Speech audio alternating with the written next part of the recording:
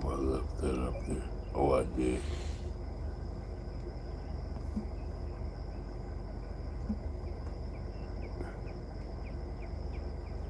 Welcome.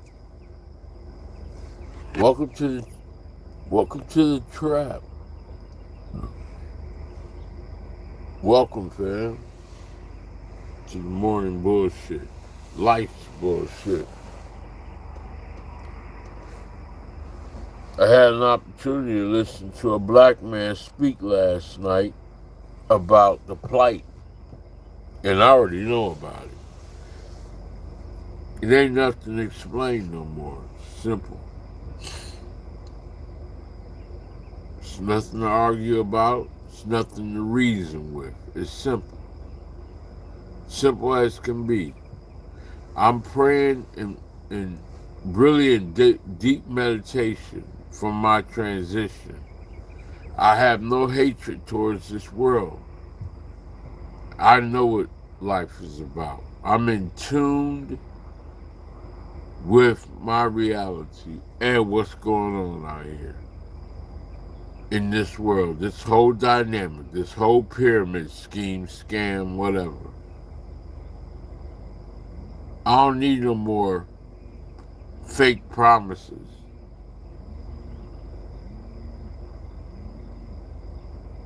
This visit was great.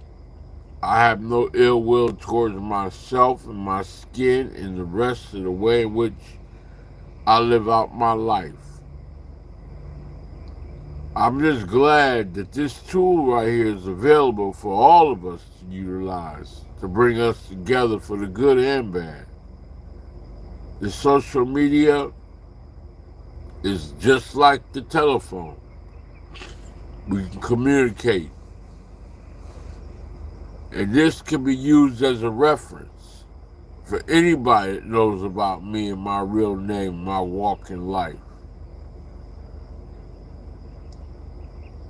I mean this. I'm praying to God that He settles and rests my worries of yesterday. My thoughts of today as I prepare myself for my older plight and mental growth in life. I'm not seeking nothing else. I already know the truth. My shit is done here. I'm just abiding by the rules. That's funny I say that when the reality is that the reason I'm making this video is because they don't want us to have nothing. They definitely not intending on giving us nothing. All my communication and anyone who's in my imagery as an African American black male on this earth realizes when the rubber meets the road, this is not a lie. They don't need us for shit. All they do is come around to manipulate us and then keep it pushing. They give us the most smallest thing, and if it's a nudge to help them with the big picture, then they will. Other than that, they keep it pushing. If you are a Caucasian person and you hear the sound of my voice and you are a part of white nationalists, even to the most extreme white Anglo-Saxon supreme ideology of hatred, all the way to the left, all the way to the right, both of y'all in bed together in terms of Republicans and Democrats, if I want to play system games.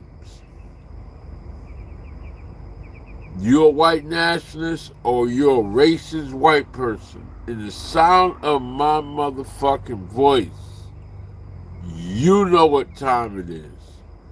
They don't need us as black men except for right now, this moment, for the vote.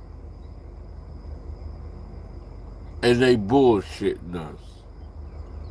This is only one life we live, and the people who are in the White House right now, Kamala Harris and Joe Biden, on the Democrat side, and on the Republican side, the front runner, Donald J. Trump, and whomever he chooses to run with him.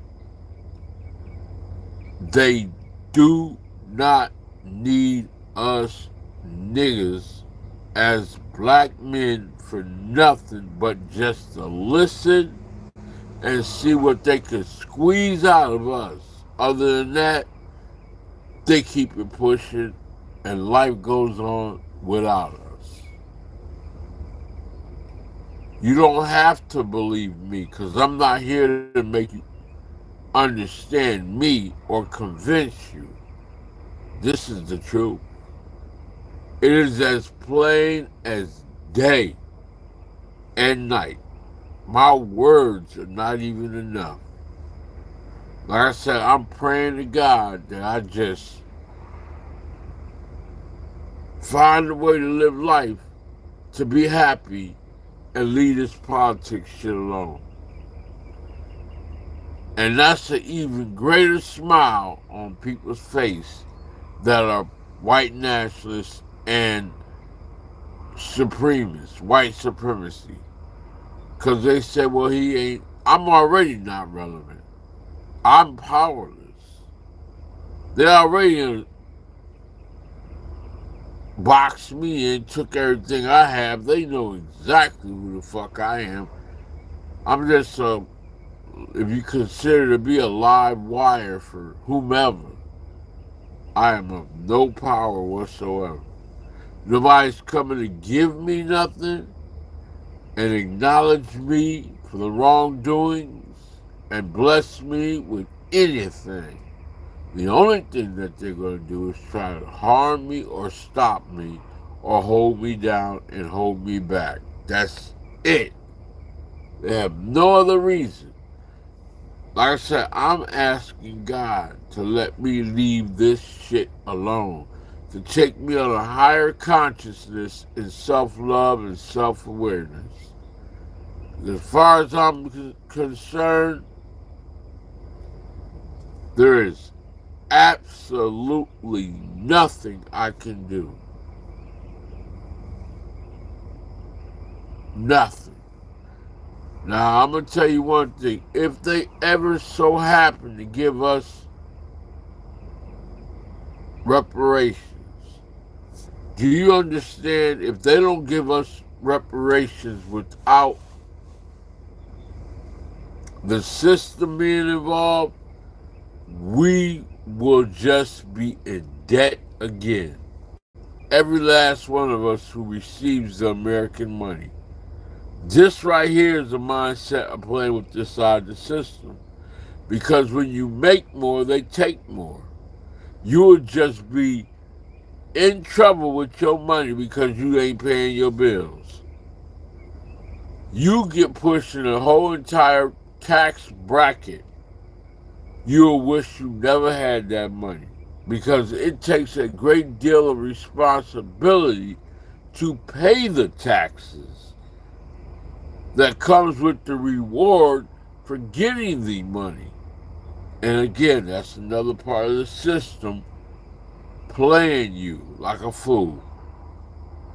And they set that up a long time ago, just like they set up all the failure that you have that's been constructed for you to fall into place with all this time that you've been considered a free person. But you don't hear me though. You can articulate yourself the best way you motherfucking know how. Ignorant wise or intelligent wise, they still don't respect you. Not any entity on this earth. Not any color on this earth. Not any class on this earth. You are wasting your fucking time. Ashes to ashes, dust to dust, flesh and bone. The only reason why we as black men and black people survive is because we are the strongest vessel. We are the strongest on this earth without savage ways. We the strongest. That's the only reason why we survive. You can pinpoint accuracy, track and follow me and monitor me and do whatever you want with me.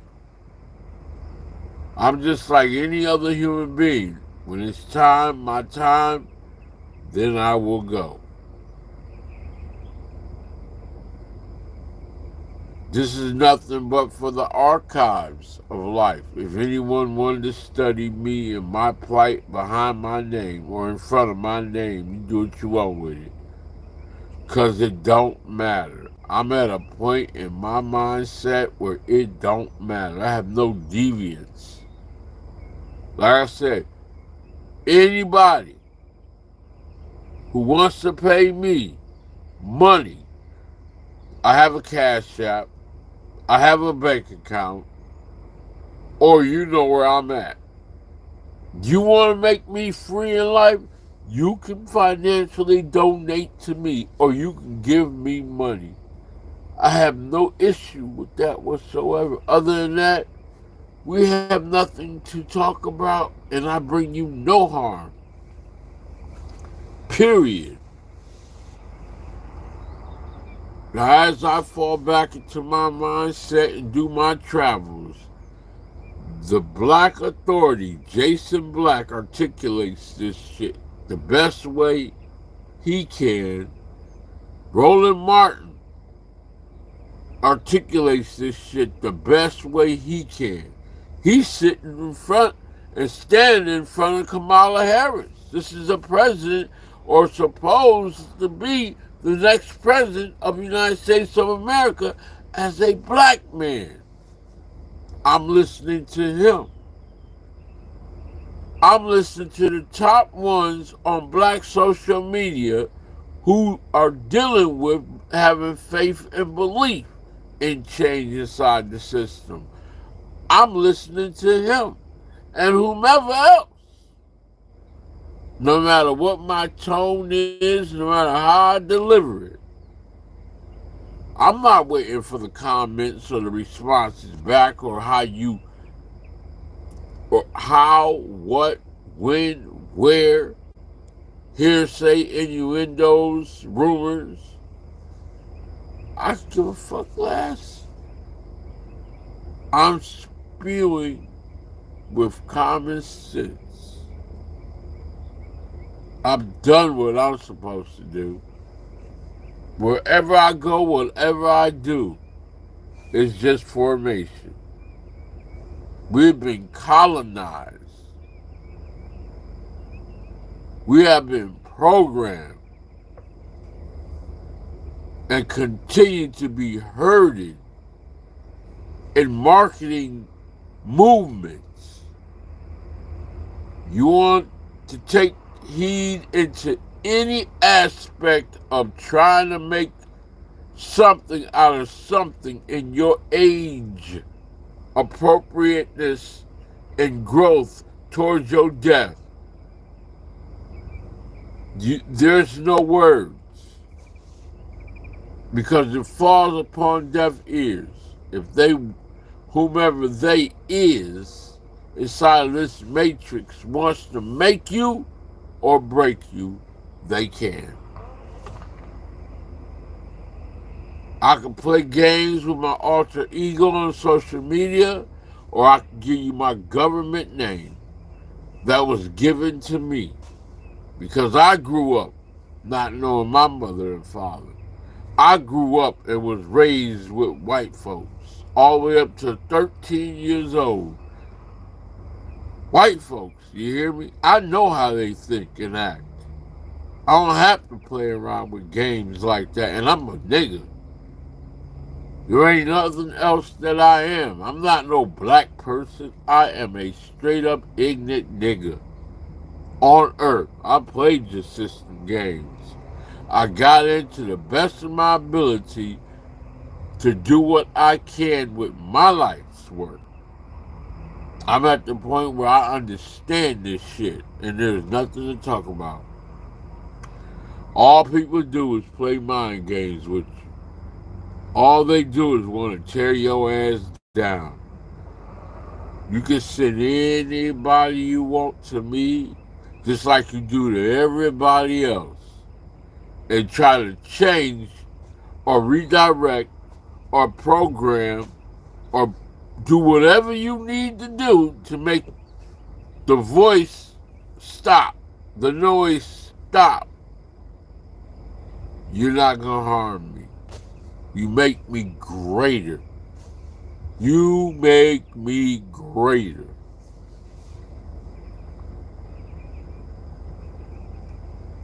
I can just go ahead and allow myself to let whomever wants to hear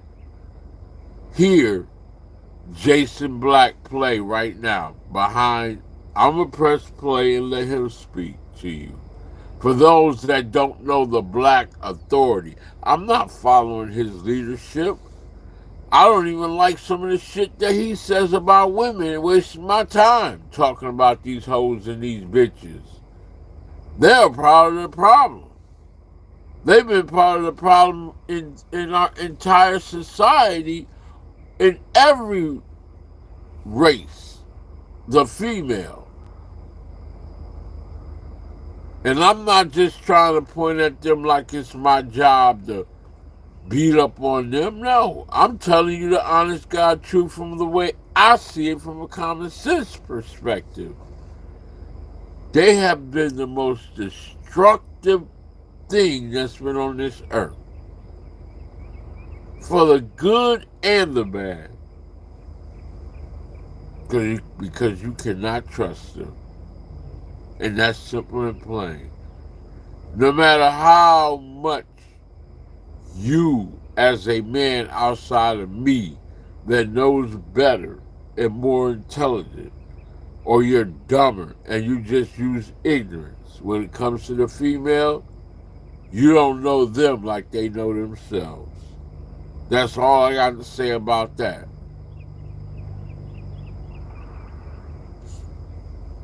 It's not peekaboo. I'm not chasing my tail. I ain't scared.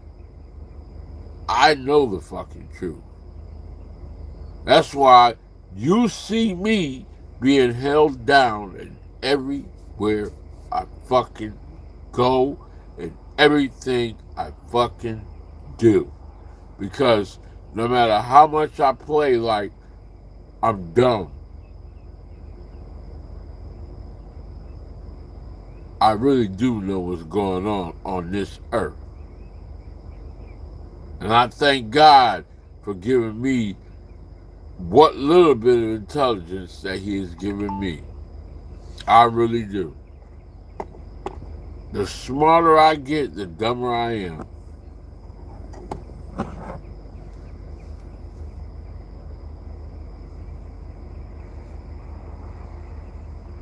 So, it don't matter how you want me to make this happen, to make you enticed to me, or you can say what you want. I'm just going to let this filibuster. That's all. I said what I had to say. Again, I'm just going to allow myself to let God handle my continuous worry about what I worry about.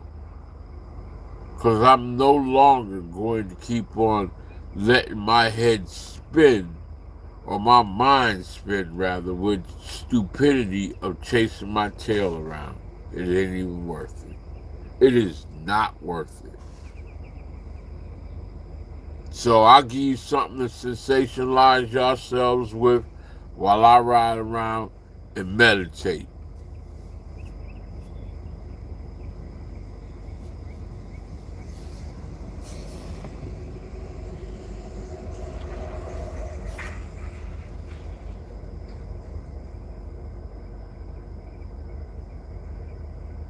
haven, the stronghold, and the everlasting super fortress of intelligent black thought.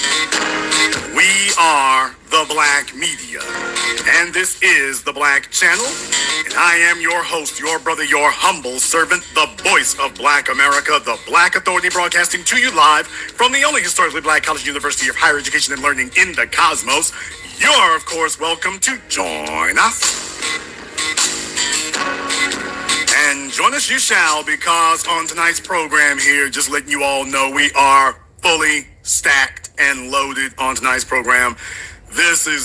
We got a lot of data to go over here, a lot to cover here.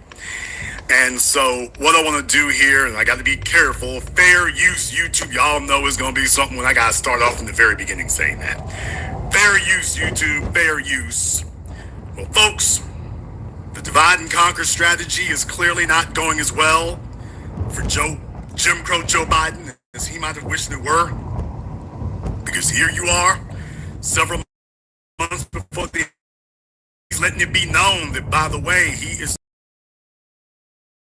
about what is happening specifically with that black male vote. You know, the one that they've been sitting up here minimizing all this time. You know, the one they've been sitting up here telling you about doesn't matter all this time. You know, they've been focusing on anything and everything else out there, telling you, by the way, you just need to tag along, and whatever Hispanics are doing, you need to go ahead and go along with that. And as I've always sat here and told you, this is why where you get your action matters critically, because they're very, very concerned about it over there. Very, very concerned about it. Now, what I want to do here, I want to go to a piece from MSNBC. And Joe Scarborough and Mika Brzezinski, their little show. And they were talking about Detroit. I'm talking to some fellas from New Era Detroit. We haven't talked to niggas food in a while. But they were talking to them there in Detroit. And this, I want you to hear what they had to say. They had Tremaine Lee. They had Tremaine Lee go and talk to folks. So, all right, that's what it is there. I want you to hear what they had to say. Of Detroit's most disinvested communities, a kind of hood first response team, but they feel invisible to those at the height of political power. We are one of the leading organizers on the ground in the city of Detroit. Literally, the closest that you're going to get to black people in this city. We haven't heard anything from a Democrat or a Republican. Men like them, in communities like theirs, could very well determine who is sent to the White House in 2024, with both Democrats and Republicans vying for their attention. I got indicted a second time, and a third time, and a fourth time. And a lot of people said that that's why the black people like me, because they have been hurt so badly and discriminated against. Black men have not benefited proportionate to other populations in terms of economic opportunity and economic health, much less wealth creation. Wow. Did you hear that?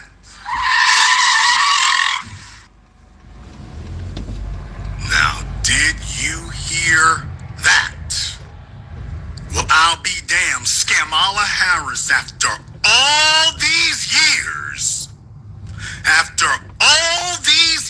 and all these interviews and every damn thing else and dancing the damn Dougie with them weird ass suits she wears, well, I'll be damned if she didn't sit here and say, well, you know, we haven't done enough for black men in terms of economics and wealth creation. Oh, so you did know what we wanted all this time. You did know what the issue is all this time. You did know that this was what we've been talking about all this time. You know, the same stuff you go and talk to your community, the Asian community, about. Your community, the Asian community. Yeah, you know what you talk about over there. Well, take a look, everyone. Now that they've got her ass in a sling, well, all of a sudden, without missing a beat, she can immediately tell you, oh yeah, it's about economics and wealth generation. Words ain't come out of her mouth. All these years and whatnot, words that never came out of her mouth. Well, now, isn't this amazing? What do you all think happened? Do you think she just figured this out yesterday? Do you think that she didn't know that this was the issue all along? Do you think that's what it was? Or, as I've been telling you all here forever, when you say, Jason, what are they going to do next election cycle? I said they're going to try the same damn thing. They're going to sit up here, and it's only when they start losing that they're going to start conceding. Damn it! We got to give them what they want. Folks, Malcolm X told you this decades ago. They've always known what it was. He said they want to give you a token because they know what you want. You want freedom, justice, and equality, which was economics. And he said they're always going to give you a pacifier because they know they can't give you what you actually want. He talked about that when he talked about they left their home, they left their broken down schools and built new schools in the suburbs. They left their homes and broken down homes and built new homes in the suburbs. And then he said, but can they abandon? He said, now black people are coming for the white man's job. That means the white man's economy. Can they abandon their economy the way that they abandoned their schools and their homes? No, not without violence and bloodshed. That's what we've been talking about the whole time, from Malcolm X to Dr. King. We came for the money. We've been doing it for 6 decades. Kamala Harris is very well aware of that. That's why they brought her family over here, because, oh, there was some economic opportunity. She was like, I'll be damned, that'll work out. And so all this time we've been talking about economics here, and we've been beating it like a drum for the last 20 years, and they've been pretending they couldn't hear us. Oh, we're tone deaf. We don't hear about that economic thing. We've been saying the whole time, it's about the money. It's time to cut the check. And when they talk to Latinos and Asians and Jews and Arabs and LGBT, they go talking about money. And every time they come talking to us, they come talking about us about church, history. And yet when it's time to talk about the money, it's like, oh, we don't know nothing about no money. Why do you need that? Oh, I gotta go. We gotta hop back on the tour bus. And take a look at that meek-ass sheepdog expression on her face. Yeah, she's backed into a damn wall, but notice, once again, people, do not be mistaken. Once again, she isn't making any specific promises. Did you notice that? Oh, now understand, this is the same game they play about racism. They'll sit here and now they've slowly, that you put them in a headlock now and in a stranglehold for decades. Now, as I warned you all, I told you they're only going to eke it out. They're only going to eke the subject out. Now she's had to come out here and break down and say the words economics and wealth generation, not money, wealth. Oh, so you see what the problem is, that our economic foundation is empty and everybody else has one. We don't have generational wealth that we passed on. Well, isn't that amazing? Now she's been designated to go eke that phrase out and eke that term out. Just like Joe Biden eked out white supremacy, now she's here to eke out the term wealth generation to black folk. Yeah, but when we talk about white supremacy, they acknowledge racism and white supremacy. They've been acknowledging it now for decades. The question is, what are you going to do about it? We're not here to get a pep talk where you acknowledge it exists. We ask, what are you going to do? So don't fall for the trick bag. Now she's saying black men and economics and wealth generation, but she isn't saying what they're going to do. She's just acknowledging, oh, quite correct. This is a problem. Yes, you said this is a problem. Oh, absolutely, quite correct. And then not a word about what they're going to do. And this is the result of us in our education campaign in the new black media to make sure everybody understands not to fall for the trick bag language. And I'm warning you right now, don't fall for this. Yeah, she's saying wealth generation, but this is more continue to the scam. Where's the action? Who's cutting the check? Who's running the money? We don't want you acknowledging that there's a sickness. You're supposed to be telling us what you're going to do. That's the game they play. Well, I'll go ahead and acknowledge what you're going to do. I'll acknowledge there's a problem, but I'm not going to acknowledge what needs to be done. Yeah, I'll tell you that. I see the problem just like you. Everybody sees it. What are we going to do? Oh, we're going to do more talking about the problem. We're going to do more talking about that. This was a bellwether moment here when they finally had to break down and use our language. Hell yeah, they know what we're talking about over here in the new black media. They've been sitting up here monitoring us and putting us on watch lists and every damn thing else now for over a decade and a half. They know what it is, and what they're finally doing and breaking down is they understand, yeah, this is the final third rail. We've tried everything else. The black vote ain't listening to the bull jive anymore. They're not listening to the bull jive anymore. Yeah, we want to talk about the economics. Oh, well, we can't get their attention without it. Well, see if you can reference it without doing anything. Black men have not benefited proportionate to other populations in terms of economic opportunity and economic health, much less wealth creation. And so we just have to be honest about that. And while Okay, no. You don't have to be honest about it. You have to do something about it. Did y'all catch that? We have to be honest about it. Damn being honest. We ain't the old civil rights generation sitting around the church somewhere waiting for you to show up so we can dance the Dougie with you. I don't want to hear you acknowledge a damn thing. We already know it. And you know it too. You supposed to be walking through that door talking about what you gonna do. So you're just playing all the same old game all over again. Oh, yes, it's really bad. Oh, you know, the issue is economics and wealth generation. And we have to be honest about that. Okay, honest me ass. You have to do something. And we've already told you what needs to be done. So you sitting here trying to stall for time. You don't go to other folk and talk about, we got to be honest about it. You go to them telling them what you're going to do. Now you see it's a problem because you showing up for us because you damn right. When we get the economics in our hands, we are overturning the status quo. You damn right. That's the first order of business, which is why everything is concentrated towards distracting us. Well, see, we acknowledge that there's a wealth generation problem. Generational wealth, we acknowledge there's a problem. Yeah, but if you're not making specific promises of what you're going to do, it doesn't matter.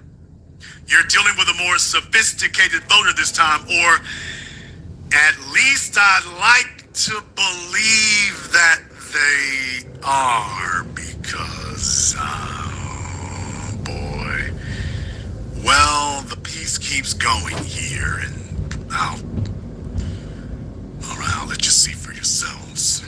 Biden has locked down traditional black voters. Black men are poised to become something of a swing vote. Some polling showing that Trump is on track to capture a larger share of black voters than any other Republican presidential candidate since 1996. Now that tells you a failure of Joe Biden. If you'll all remember back in 2020, remember you had some of the clowns and trolls and brain dead morons out there trying to tell you, well, Jason, Joe Biden won the election. Your accuracy is no longer there. Joe Biden done won the election. I said, yes, and this is the worst thing that could have happened to them, because you see, before now, they can sit up here and point to Trump and say, well, we're not in power. That's why we're not doing anything for you. Now that Joe Biden and Kamala Harris won the election, y'all remember what I said? I said, the onus is on you now. Jason Black don't got to prove a damn thing. You're the one who's got the keys now. You won the keys. Congratulations, you got the keys now. The onus is on you now. You're going to have to prove that you're going to do something. Now you are responsible for results now. You can't hold Trump up as the boogeyman anymore. Trump is out the way. Now you got to show your results. And they spent the last 4 years telling us, well, you know, black folk, well, we got to see about Asians now, and y'all need to vote with Hispanics now, and what about LGBT, and Afghan refugees, and Ukrainian refugees, and Mexican refugees, and refugees, will you please? We doing that? Wait a minute, we got to get a certain, Jewish people now can't be anti-Semitic here.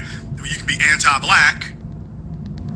And everybody asked me, well, Jason, what do you think they're going to do when they run out of options there? So they're just going to put them, rinse and repeat. They're just going to circle back through them. And that's exactly what they did. They went right back to Jews and Asians and LGBT. They're just going around the circle, anything and everything to prevent themselves from stopping and actually addressing what the hell we're saying. And we're saying, we're not playing the same damn game with you. We're not playing that game with you. And that's why here, you're hearing something different in the media. Now, they have tried to pretend that this sentiment did not exist. They have tried to pretend that this sentiment that you're about to hear here didn't exist before now. And now, even on MSNBC, they are having to break down like a hoe and admit, yeah, there's a different sentiment about what to do about Joe Biden there's a different sentiment about what to do. And by the way, let me remind you all, by the way, the illegal alien vote, no swing vote there. All of a sudden, they're saying something different now. They're talking about the swing voters. Oh yeah, black folk like it's always been. Not Asians, not Latinos. Black folk like it's always been. Why do you think it's been harder for them to connect to us? They just want to get the votes, and that's it. They don't care about nothing else. People come to our communities and pander for our votes, and we know we ain't never seen this person before, ever. We know it's fake. In recent months, Biden, Vice President Kamala Harris, Donald Trump, and third-party candidate Robert Kennedy Jr. have all made trips to Michigan without visiting the kinds of neighborhoods that New Era works in. You gotta think, man, we live in communities where people, worrying about their next meal, where people worrying about, if they're gonna be able to keep the lights on. We never seen these people. You know what I mean? They're not real people. And then when they come to, you just said, yeah, they come to Michigan and they come to these places, but it's not in our places. Who among you is definitely going to vote? Raise your hand if you're definitely voting in this election. So just one. So you haven't decided whether you're going to vote or not? I'm undecided as of right now. Me and my family, we're Democrats. I don't know who I'm going to vote for. None of us speak for all. I got to say this here.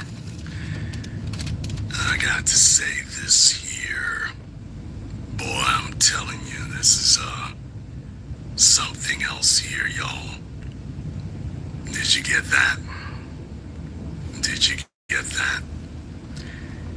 I'm not gonna disrespect old boy. He might be friends with Nagus or something, but yeah. It's the old dudes. The old dudes and the old timers. It's, yeah.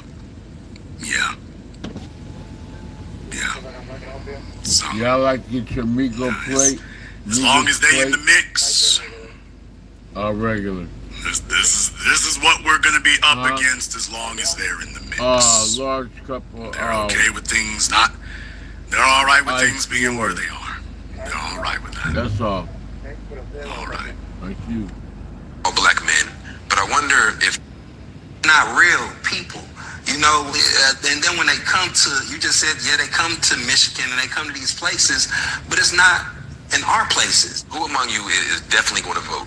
Raise your hand if you're definitely voting in this election. So just one. So you haven't decided whether you're going to vote or not? I'm undecided as of right now. Me and my family. Now that's terrifying as hell. I want for that. This picture right here is terrifying as hell. Used to be that folks used to be real coy and real shy. Folks would ask them if they're gonna vote, and they would feel peer pressure. I guess I gotta go ahead and vote. Now they're sitting there talking to folks, and they're sitting here saying it with their chest. Oh no, I'm not voting at all. Sitting here saying it with their chest. Yeah, I'm not voting at all. No, I'm okay. Let me look in the camera and let you know. Yeah, I don't think I'm voting. I don't think I'm voting at all. Now that's a new one for them. That's a brand new one. They're not used to that. They're not used to seeing that. They ain't used to folks sitting down looking in the face and telling them, yeah, by the way, we ain't doing nothing. Nothing at all. So just one. So you haven't decided whether you're going to vote or not? I'm undecided as of right now. Me and my family, we're Democrats. I don't know who I'm going to vote for. None of us speak for all black men, but I wonder if the candidates were listening, what would you tell them that black men especially want for our communities? Just want to see you, touch you. Just want to feel your vibe. If you Okay. I'm hoping that this was just selectively edited. I hope that Tremaine is doing what he usually does, is selectively editing it. Boy, I sure hope that's the case. I hope that's the case. Because, when you were asked what is it you want and what you expect, it's like, wait a minute. You were sitting there, this was the answer? No issues. So they came all this way, and so what Tremaine is trying to tell you is that we looking for a politician to just come down and shake our hands. You know what they do with the old niggas at the church. We really wish the politicians come down here and shake our hands. Man. I don't want no damn handshake. You can cut the check without me ever seeing you.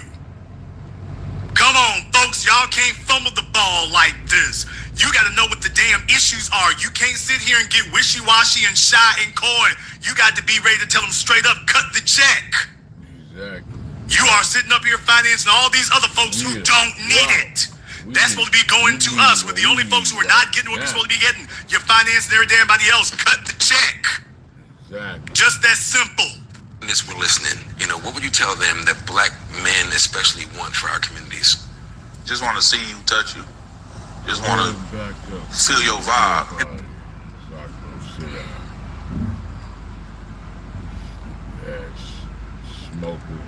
I'm weighing my words carefully because I know some of the cats with New Era, so I'm going to be diplomatic, but I'm going to say I'll be damned. Nobody did the briefing here.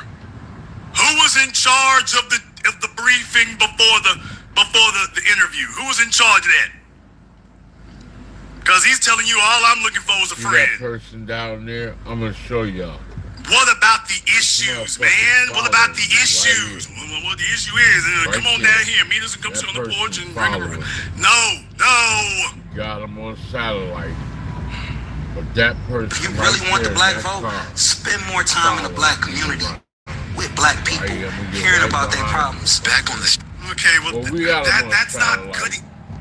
With all due respect, that ain't good enough either. They know what our issues and problems are. Everybody is saying everything except economics. Everybody is saying everything except run the bread. Everybody is saying everything except wealth generation. Everybody is saying everything except cut the check. Every fucking. They're doing everything to try to dance around that. And this is what emboldens the politicians. It emboldens them because they sit up here and stare niggas down. Yeah, they know if we stare you down, you gonna back off of that. Right. And you're gonna say something else. Can you come down to be a friend? Can you come down to be a buddy? Can you come down to meet my kids? Can you come down to hug my wife? Can you come down and take a photograph? Go post it on the gram? I don't need to see you for a damn thing. Well, what does the black community expect? Jason Black, the same thing you've offered everybody else. You have offered them direct economic benefits, and we need to get everything they get in times 10. Yep. We need to get everything that they are getting times 10. On account of the fact that we are 10 times underfunded. And you know it's been engineered. So now you got to break the floodgates open. That economic development, I don't want to hear about no faraway stuff, no block grants or anything. It's time to cut the check.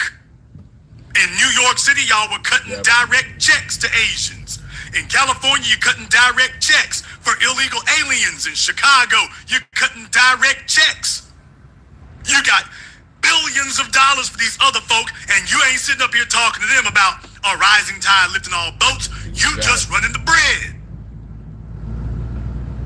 Afghan refugees, Ukrainians, it's only when you come talk to us that the conversation becomes, well, we need to do everything except money. Exactly. Except money. Except money. Whenever they come to us, they want to discuss everything except money. With everyone else, they get straight to discussing money. Come to us. Do you need a friend? Do you need a buddy? You want some religion? Maybe we can get together a scholarship right here. Can we talk about black history? I love talking about Carl G. Woodson. And then next thing you know, they done sat there for a damn 3 hours. And you talking about, well, I was with Joe Biden today. We talked about some things. We discussed some things. To discuss about economics. Oh, we didn't get around to that. What the hell did y'all talk about? I mean, I want to come down here and meet our people. We came down here, the fish fry, and we got the chicken stove. Because nobody wants to say the damn thing and just say, hey, it's about the money. Don't come down here if you didn't bring a bag with you. Exactly. Where's the damn money? Come on, New Era, get it together. Treats. The brothers of New Era are doing what they do best and what they say most politicians can't or won't do. Showing up for black people in a way they can feel. What's up, bro? I mean, do y'all hear these niggas up here sounding like Diddy in the way you can feel? I just want to touch you, just want to see you, just want to rub you down. Yeah. This what the hell we get. Come on now, when it's time to discuss our issues, niggas want to break out into an R&B tune. What is this?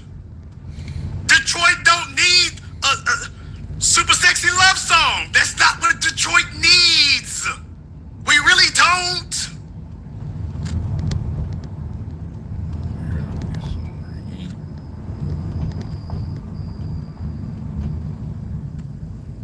We need a validation. Folks, all I'm doing is reporting the news. You hear what the hell they're talking about. You hear what the hell they're saying. Exactly. I'm just trying to let everybody know, by the way, no, that's not what we need. We all on this same earth. We need a real agenda, and folks is talking about their feelings. Right. We want to see, we want to feel, we want to, what? I'm like, who else is doing this? So I'm just hoping that this was selectively edited and MSNBC dropped out the sensible stuff for New Era's sake. I'm hoping that's the case. Black America don't need a new best friend. Nobody goes to the Asian community offering friendship and a back rub. Thank you. Nobody goes to them offering that. Matter of fact, they'll offer you one. But they come to us. Need a buddy? Need a friend? Want somebody to go to church with you? If you want to know why things don't get done, that's the reason things don't get done. Right there. Right there. Joe Biden knows they're in trouble. They know they're in trouble. They know they're in trouble. You go over here to CBS News. You take a look at the headline here again. And by the way, this is just from the last few days, folks. This is from the last week. And this one over here, MSNBC, this is just yesterday. Understand, folks, I'm letting you know I'm keeping you up to speed. I'm keeping you up to speed on this. This is up to the minute. They're letting you know that MSNBC, CBS, they're talking about black men. Why Biden is losing his support among black men. It's about black men. See, what's CBS saying? Today, the presidential campaign carried on. By the way, fair use YouTube and CBS. As former President Trump takes a break from his criminal trial to hit the shore, rallying thousands of supporters gathered in Wildwood, New Jersey.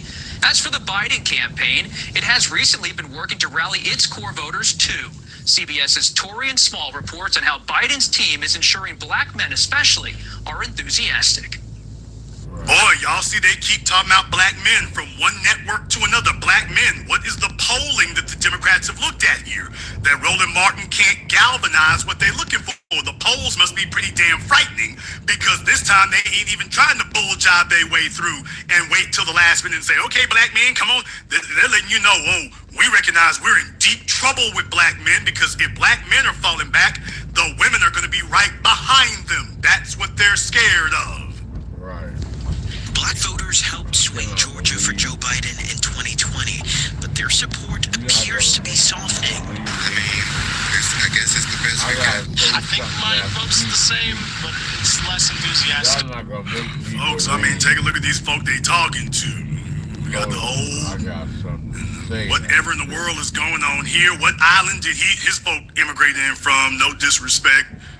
Well, both of them right here. As a matter of fact, I'm looking at both these fellows and I'm like, okay, where y'all people immigrating in from here? Because you're talking about everything. What the hell we need to be talking about? Why are you not talking about the economics?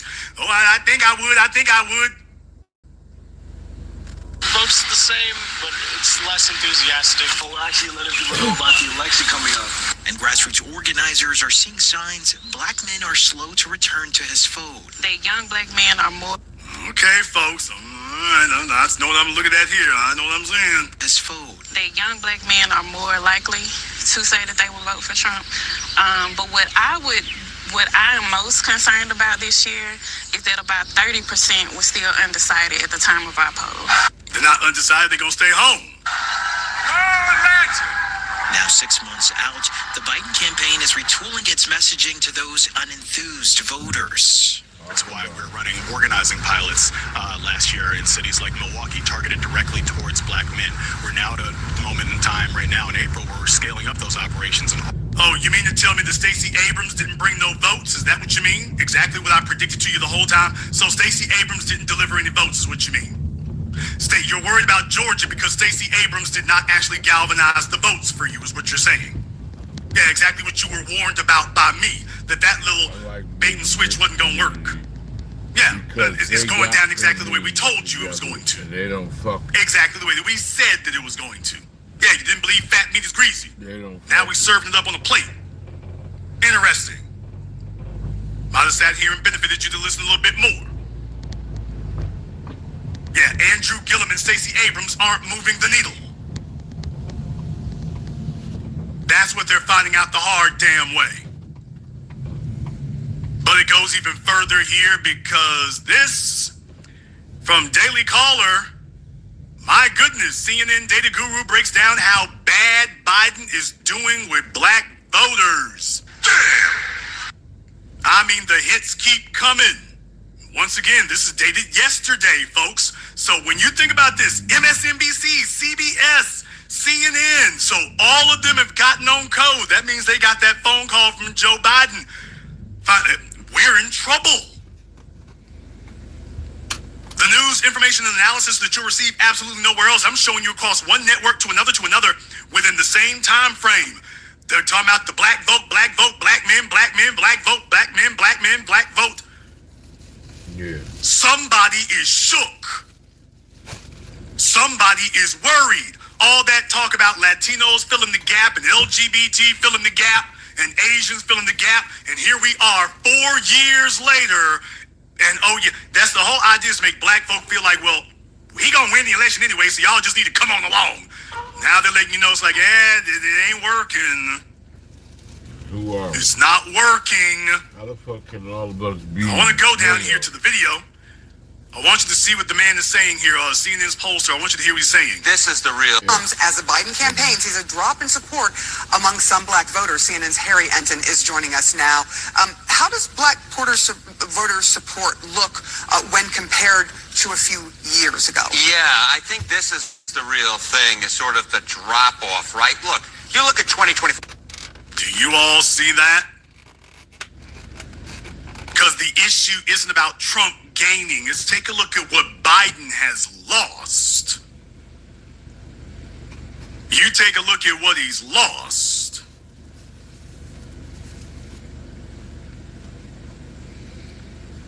You can see exactly where it was. And what they're showing you is that this is the difference between where the polling was now versus 4 years ago.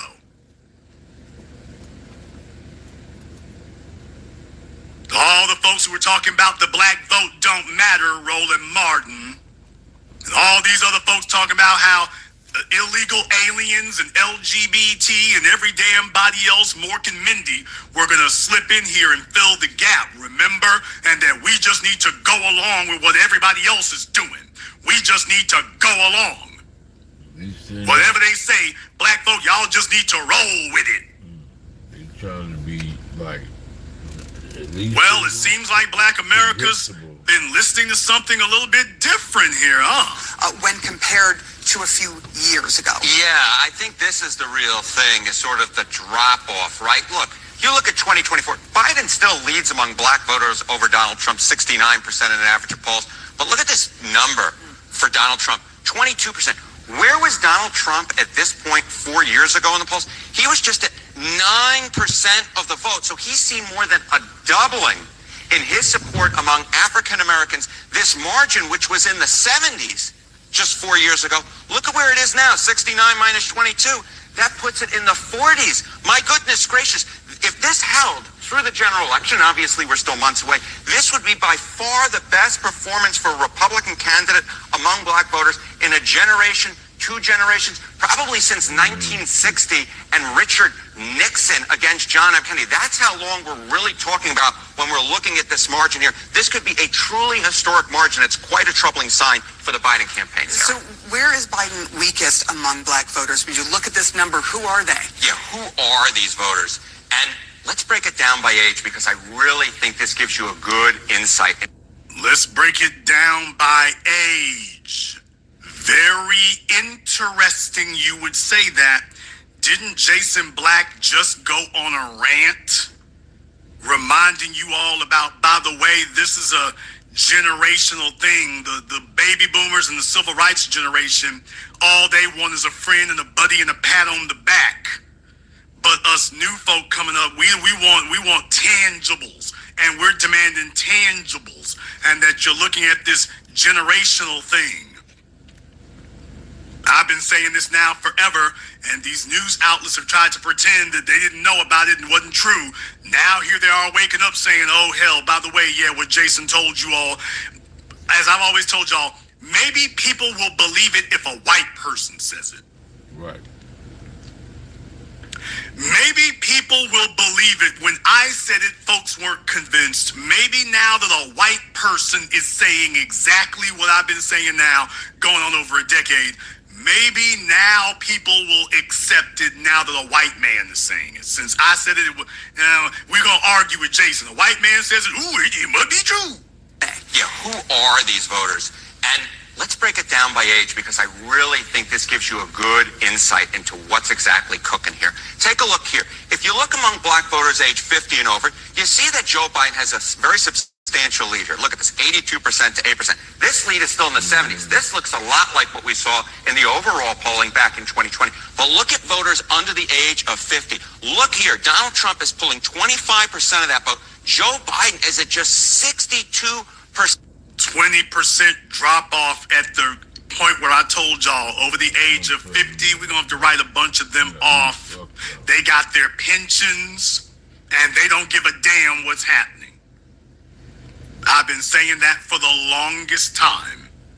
And I know we got a bunch of folk over the age of 50 here who listen in, but they know full damn well their peers. Yeah, most of them are trying to figure out how to check out. I've been saying that was the age cutoff. I've been saying this now for over a decade. CNN is bringing you all that, by the way, hey, Jason Black must be a pretty good statistician because he told you that this was the age group to watch out for. When Jason told you about who the old niggas are. When you get the folks in that retiree age, those of us who are still out here in the streets and still having to get it, that's a different matter. The folks who are sitting up here looking forward to their pension and looking forward to sitting back and falling back and perusing the Depends commercials and checking out the newest Metamucil flavor, them the folks right there who are like, ooh, Joe Biden, that good. Can't let Trump get through that.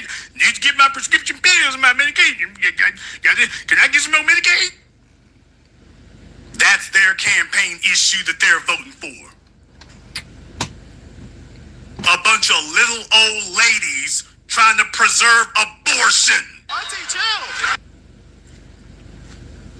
We talk about being economically viable and doing for ourselves and controlling our destiny, and the old folks are trying to figure out how they can keep their $4 prescription at Walmart and don't give a damn what happens to the rest of the damn neighborhood. So now that CNN has confirmed the age cutoff that I've been talking about here forever, maybe people will believe it now. Now that they're saying the same thing, maybe folks will believe it now. Maybe they'll believe it now. Who knows? But we'll see. Now that I said it, maybe they'll go for it now. Maybe it's a little less frightening when CNN says, ooh, there ain't a bit of an age thing going on right there. Okay, well, Jason said, man, damn that nigga, he don't like it. He always be sitting up here just no nerve. 25% of that vote. Joe Biden is at just 62% of this vote. This lead, Sarah, is south of 40 percentage points. This is historic. This is what a lot of folks have been talking about, that Joe Biden has a specific problem among younger black voters. And that is exactly what's showing up right here. And this is, I think, a lot of the reason why you're going to see Biden focusing more on black voters, why you're seeing Jim Clyburn go out there. Don't be surprised if they go to more colleges, because the fact of the matter is, older black voters still really much like Joe Biden. It's these younger black voters who very much are turning on him and being much more supportive of Donald Trump. Oh, man. Now, you notice they didn't do a breakout for gender or sex there, now, did they? They didn't do a breakout for gender or sex there, didn't they? They said the younger ones. Do you all understand what they're really afraid of? They are not afraid of what's going to happen in 2020 or 2024. They are terrified of what's going to happen in 2030, 2032. They're terrified of what's going to happen 2028. They're terrified of the future because they're taking a look at the polls and they're seeing that the Democrats are losing the future. That they might be able to squeak out one more presidential election, but after that, you enter the unknown. And yes, in the chat room, you're correct. He's talking about the younger black voters are turning on them. Yes, because they see us as their property, that they own us, that we belong to them. We're supposed to be supporting them. And if we're not doing that, then we're doing something we shouldn't be doing. As opposed to, and Joe Biden is failing to hold young black voters. He's failing to hold them. By the way, being under the age of 50 and referred to as young, I guess that's a little flattering there, but in any case, what they're saying is they're losing the future. And that is terrifying. To look up and say, by the way, take a look at the way the future is skewing, because they understand that young folk are more astute. They pay attention to more up-to-date current events, and they realize that this isn't a Biden problem. This is a Democrat problem. We see what you're doing. We see all the bait and switching. We see all the buffer classing. We see all of the benign neglect. We see all of the covert racism. We see it all. And marching out some biracial candidate to tell us, well, you know, I'm halfway like y'all and you're letting me. Right. It's not working. Or some foreigner. So now they are acknowledging what the problem is, but once again, like Kamala Harris, they're acknowledging the problem, but we're neglecting to say what the solution is, because they know what the solution is. You have been targeting us physically and economically. We need to have reparations, and we need to have a hate crimes law. Talk about it. So that our rights are protected and that we are restored socioeconomically to where we are supposed to be. But they are not trying to do that, because everything is about being engineered to keep you exactly where you are. Exactly. But they are simply acknowledging what I have informed you all about here well over a decade. My people cannot afford to be on the cutting edge. We have to be far ahead of it. I've tried to do my part to keep you ahead of it. Now you see as your corporate media outlets are finally catching up to what I've been saying forever. And you all remember I told you over a decade ago, when we're winning, you can't expect for the corporate white media to tell you that we're winning. If you're waiting for them to put up that headline, hell gonna freeze over and thaw. We're gonna have to be able to determine when we are winning. That means we're going to have to be able to analyze the events ourselves, analyze the facts on the ground, be objective about it. Don't blow smoke in your own ears about it. But we're going to have to be able to analyze the events and trends on the ground and be able to call these things for ourselves. What do you know? The new black media has called it years ago, and the white corporate media is following up years later. Do you realize how far behind they are? They're sitting up here trying to figure, they're listening to us. They're listening to us right now, as a matter of fact. You realize how far behind they are. We are the cutting edge. They are way behind. Way behind. The issues that matter, we're not going along with it. If Joe Biden say, well, go ahead and do that right there. And that's not the response they're getting from us. And that is terrifying. Let me go ahead and go to another one here. This one is from News Nation. Now, gonna do this a little bit differently here. Don't want to play all the video if I can avoid it. But listen to what they're saying over there on News Nation. Okay, we start with the guy with the longer resume. Is there something to be said that the old paradigm of looking at voters by race may be a mistake the Democrats are making, and they should be looking at them by class? Yeah, because ultimately, and Scott said it, points us out all the time, people make decisions based on their pocketbooks more than any other type of variable. So no matter... So do you hear what News Nation is trying to say? They're talking about Biden is in danger of losing young black voters. They're talking about the CNN poll here, and listen to what they're saying. Well, is it about race or is it about class? This is News Nation over there. And yes, you would be correct. They're talking about the black vote. They're talking about Biden losing black men. Where are the black men on your panel? And this is the garbage we run into here. Folks want to talk about us, but they don't want to talk to us. Right. So I just wanted you to see that right there. They want to talk about us, but not talk to us. And then they want to try to tell us what the issue is. And I'm warning you all right here. Once again, there are a whole bunch of handkerchief-headed ADHD Negroes who sit up here and start trying to trot out this class stuff. Class is a way for them to circumvent that it's about race. Do not let them sit up here and change the subject and tell you that it's about class, your socioeconomic class. You're not targeted because of your class. You're targeted because you're black. Redlining is not about class. It was about black, and it still is. So don't let them sit up here and play this damn gaslighting on you. Well, you know, isn't it really about class? No, unless the class is black. That's what it's about. So don't let them sit up here and play that damn game with you. And they should be looking at them by class. Said that the old paradigm of looking at voters by race may be a mistake the Democrats are making, and they should be looking at them by class. Yeah, because ultimately, and Scott said it, points us out all the time, people make decisions based on their pocketbooks more than any other type of variable. So no matter what race, culture, creed you have, you vote by what's going on in your own bank account and what's going on in your own family, what's going on in your own backyard. That's how Democrats should be looking at this, because when they try the one-size-fits-all thing when it comes to other cultures and other races, they end up alienating a lot of people. That's why that at times they have trouble with the Hispanic community, because what works for the black community may not work for the Hispanic community, which may not work for the AAPI community. Well, isn't that interesting?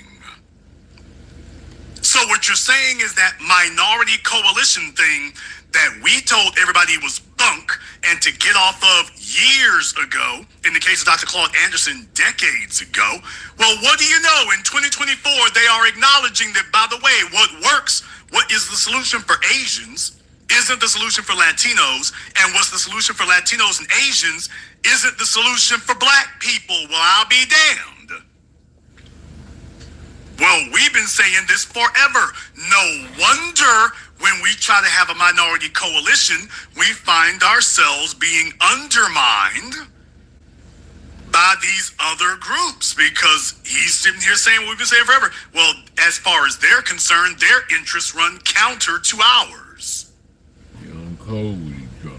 And what works for us doesn't work for them.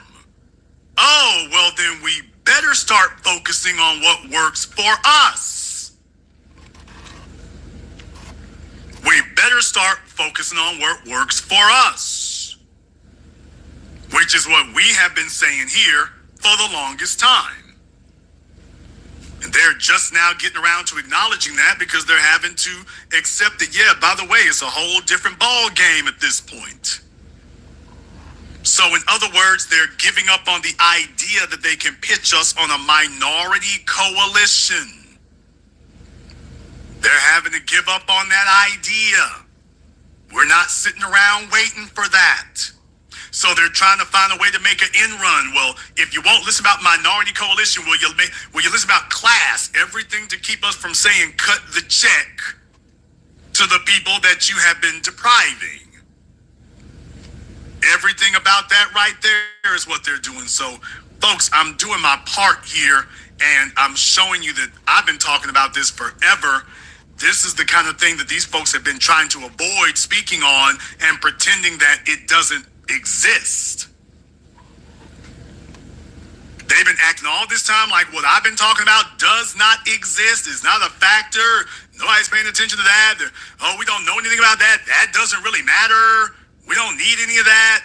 Oh, that doesn't even exist. What you all want are scholarships. You all want scholarships. You want scholarships and prescription medications and marijuana. That's what you all want. And sitting here talking about class. Yeah, the problem is that black folk are in the lowest class across the damn board. And that's because we are being targeted as a group. So that's what needs to be dealt with. It's time to cut the check. So everybody's trying to talk around the issue. Everybody's trying to talk around it. Hell, even where the HBCUs are concerned, there's a story on BET about that. how the HBCUs have been outrageously underfunded. I meant to get to that last week. As a matter of fact, I wasn't able to, but I meant to get to that last week to talk about that. I mean, we're talking about underfunded to the tune of billions of dollars. Oh, yeah. These other folks are not speaking on that, but we're talking about they're underfunded to the tune of billions, not millions, billions of dollars.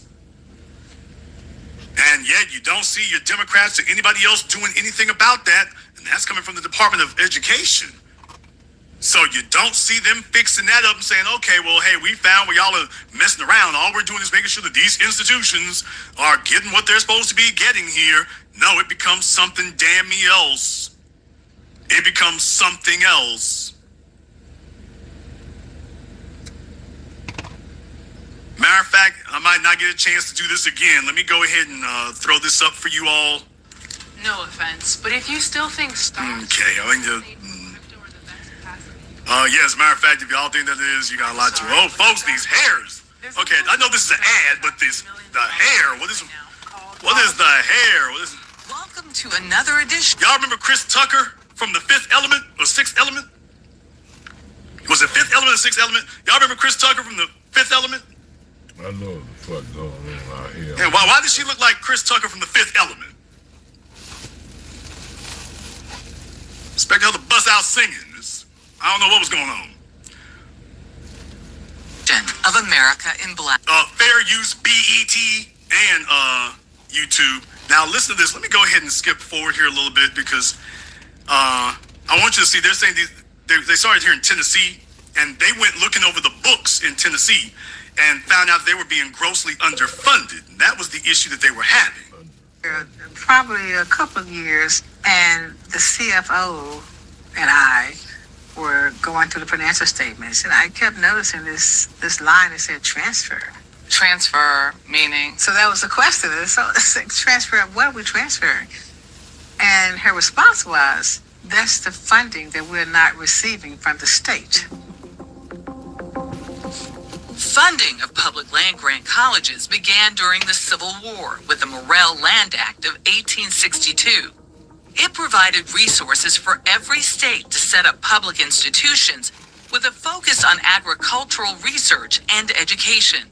So do you all see, the laws are already on the books about what we're supposed to get. Yep. The laws are already on the books. This is why it's bullcrap to let them keep running us around in circles and talking about what we're not supposed to get and that be discrimination against white folk. The laws are already on the books about what we're supposed to get. What they're not doing is honoring and obeying their own laws. But black students were rarely admitted. So in 1890, the federal government gave states two options: accept black students or fund a separate school for them. Most southern states chose the latter. By law, states were supposed to equitably distribute what the feds paid out. Do you see that? By law. By law. Okay, you don't find Ed Blum or anybody going to the Supreme Court. Ed Blum is not at the Supreme Court about this now, is he? To our Jewish friends out there, by the way, can one of y'all go dial up Ed Blum and tell him, oh, by the way, you know, here, if you want to look like less of a white supremacist, although in this case right here, it wouldn't help you at all. By the way, yeah, this is the kind of thing we'd like to see. We would very much like to see that kind of thing. As a matter of fact, I would like to see some of our pro bono Jewish attorneys stand up and say, you know what, and when Ed Blum goes to the Supreme Court, we're going to be right there to fight him. That would go a long damn way. By the way, Ed Blum is sitting up here wilding the hell out. There's a whole lot of pro bono Jewish groups out there. You know, Anti-Defamation League. You can jump up anytime you want to here and come put your dude in check. Just saying. For them. Most southern states chose the latter. By law, states were supposed to equitably distribute what the feds paid out and provide a one-to-one match from its own budget. Tennessee didn't do that for more than 100 years. according to its own budget records. When we talk about reparations, I didn't get to talk about this last week when I was talking about the schools robbing the students. I didn't talk about this last week. We got off into the NCAA, and I wasn't even talking about anything else. I meant to touch on this story last week. Folks, over 100 years. Don't tell me a damn thing about, well, that was a long damn time ago. Don't let folks up here and tell you a damn thing about it's a long time ago. This has been a running tab. You've been keeping this up for over a century. And the truth of the matter is that all these other states have some version of this deliberate malfeasance of the funds. All these other states have some version of it as well. So when you're talking about that going on all this whole damn time, oh, you damn right you got to cut the check. Talk about it. Latter. By law, states were supposed to equitably distribute what the feds paid out and provide a one-to-one match from its own budget. Tennessee didn't do that for more than 100 years, according to its own budget records. So I called in Representative Harold Love, in whose district TSU resides, to see what we could do to get this funding. Here are budget books in here from 1957 to 2020. Representative and TSU alum Harold Love Jr. now chairs the committee investigating where the money went. So I want to show you actually. Chairing the committee. So we all know where this goes. Oh, there's going to be a committee. There's a committee to investigate where the money went. All right. We all know where this goes now, don't we? Investigating where the money went. So I want to show you actually the budget books that I looked in to discover TSU's underfunding. So you look at UT's funding here. You see UT Ag, UT Ag, Tennessee State, no land grant funding. So no funding. Not even in the budget.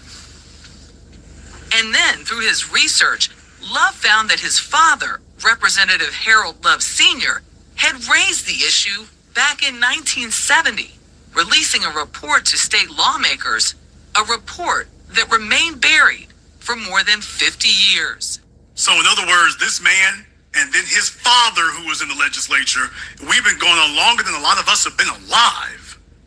Talking about, man, they've been sitting up here depriving us of what we're supposed to get now, not for just decades, but a century, not years, but decades, a century. And this has become generational theft.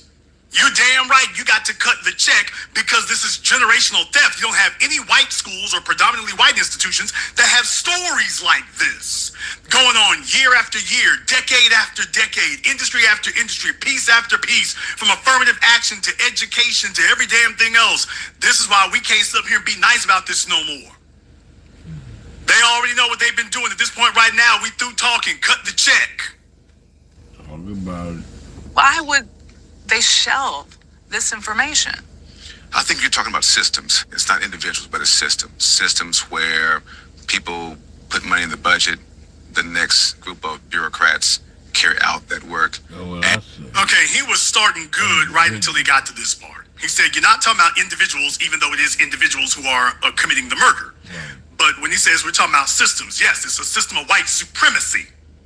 And it is generational. They pass the baton from one to another and say, by the way, keep these niggas in their place. By the way, we rigged the budget here to starve the niggas of any funding here. Your job when you take this baton from me is to make sure they don't get this.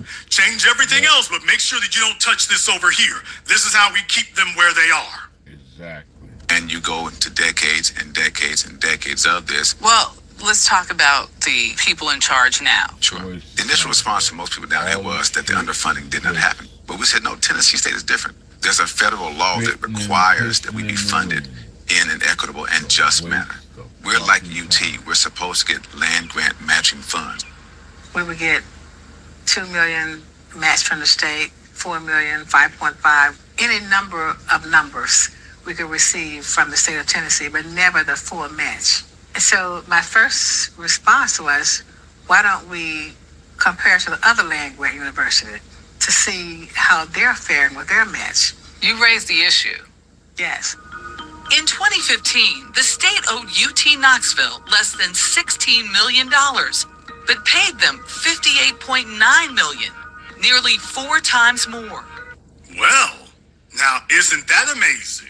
So the state was supposed to pay $15-16 million, but what they gave was 4 times what was actually required. Wonder what they do with the black folk. In comparison, TSU should have gotten $6.5 million, but only received $5.7 million. Now that's not accidental. That's not accidental. That's white supremacy.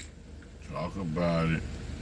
UT Knoxville was only supposed to get $16 million. They gave them 4 times what they were supposed to get.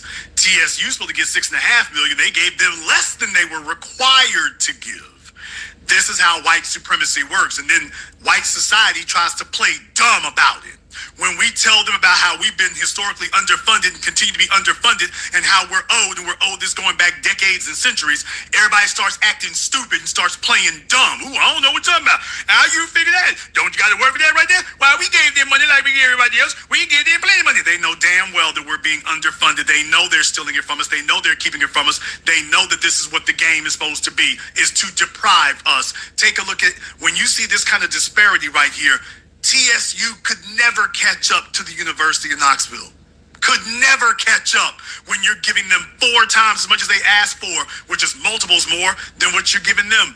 They'll never catch up. That you gave them almost 10 times what you gave TSU.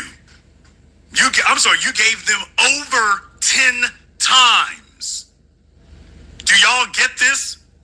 They gave them more than 10 times the amount. 10 times the amount. This is how you keep this a permanent underclass. When the folks you up against are getting 10 times what you're getting, there's no conceivable way that you will ever catch up to them. You can't. That's the problem right there. And this is not an accident. And they do this everywhere in every state. When it comes to educating black folk, this is why that scholarship thing is a damn scam. When it comes to us, you're not going to beat this with a scholarship. The only thing you can do with that scholarship is leave TSU and go to an institution that's actually properly funded.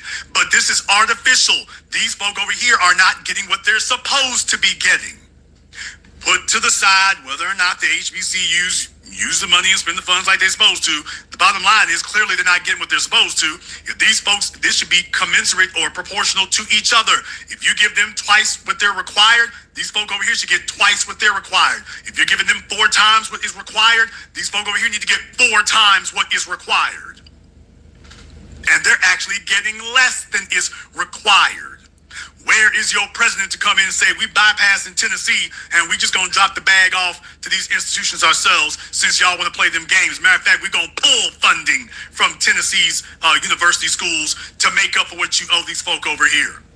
Oh, what about that conversation? Because as far as I'm concerned, this is no longer the number. This is right here. This 58 million, that's the number. If it's 4 times what they're supposed to get, from here on in, it needs to be 10 times over here. Do y'all understand that? Then they'll sit up here and try to tell you that's unreasonable for you to say 10 times. No, you need to make up for what you've been starving them for and discriminating against them for and depriving them of. You deprive them of 10 times what they're supposed to be getting. That means you need to be making up for that every year. They need to be getting 10 times this amount. That's reparations across the board. Speak about it, brother. Right. That inequity dilemma is faced by almost all land-grant HBCUs. Now, did y'all see how they filled in the map with those other states? Because I was telling you, by the way, it's not just Tennessee. $6.5 million, but only received $5.7 million. Watch the screen. That inequity dilemma is... Yeah, you saw how they filled those in with me telling you, by the way, and by the way, those aren't just southern states either, is it? Those aren't just your typical Confederate southern states now, is it? By the way, just tapping your shoulder here to let you know. By the way, that's not your typical so-called Confederate states that have done this either. But this isn't about class. This is about race. We're not poor because we're poor. We're poor because we've been targeted and engineered into poverty because we're black. We're not poor by accident or because of a lack of a work ethic. We've been engineered to be poor and kept there, and now they're showing you how they're literally cooking the books and committing fraud in order to keep us there. And I'm just showing you this is not just the typical Southern Confederate states doing it either. And it's not just Tennessee. Tennessee is the one they're talking about here, but you witness this happening everywhere, including Ron DeSantis' Florida. By the way, just thought I would throw that in there for you. Faced by almost all land-grant HBCUs. In 2023, the Department of Education released a 30-year study confirming nearly $13 billion is owed to land-grant HBCUs across the country.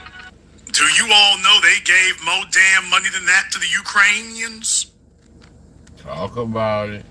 I'm listening. Now, if we tell them go ahead and cut that check directly to these HBCUs, they gave multiple times this to the Ukrainians, to the Afghans, hell, to the illegal aliens. They've given more money, way more money than this, to the illegal aliens. And yet, this is what they've been depriving us of for decades. So you ain't gave us what we supposed to get for decades, but you making sure folks who aren't even citizens are papered up. With Joe Biden leading the charge, talking about how that's a virtue for us to make sure that the illegal aliens get fully paid and get taken care of. And the mayor of Chicago, Brandon Johnson, well, we got to take care of the illegals now. Got to do that. And Joe Biden and Kamala Harris are sitting up here telling us, vote for us so we can continue to neglect you.